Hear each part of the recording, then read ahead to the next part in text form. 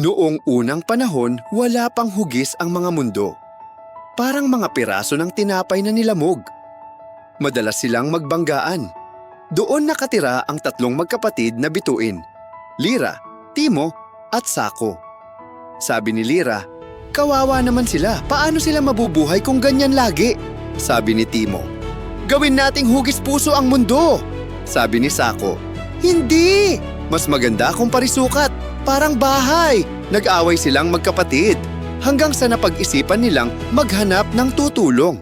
Habang naglalakbay, nakilala nila si Kometa Kiko. Sabi ni Kiko, "Kung tulong ang hanap nyo, puntahan ninyo si Dakilang Hangin." Pagod silang nakarating sa isang ulap na higante. Sabi ng Dakilang Hangin, "Ano ang dala ninyo?" Sabi ng mga bituin, "Gusto naming maging maayos ang mga mundo." Ngumiti si Dakilang Hangin.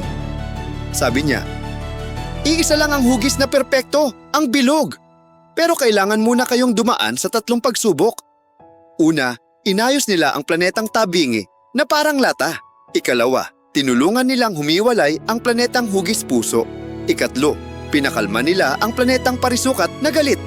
Matagumpay nilang natapos ang 3 pagsubok." Sabi ni Dakilang Hangin, "Ngayon panoorin ninyo ito."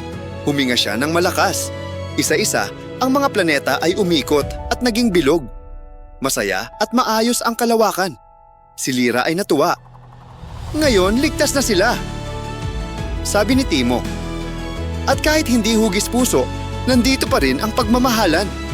Sabi ni Sako, "At kahit hindi parisukat, matibay pa rin ang mundo, parang bahay." Mula noon, nanatiling bilog ang mga mundo. Bilog ang mundo dahil ito ang hugis ng pagkakaisa at balanse. Walang sulok na naiiwan. Walang matulis na nakakasakit. Tulad ng mundo, dapat maging bilog din ang ating puso. Pantay ang pagmamahal at pagkakaibigan para sa lahat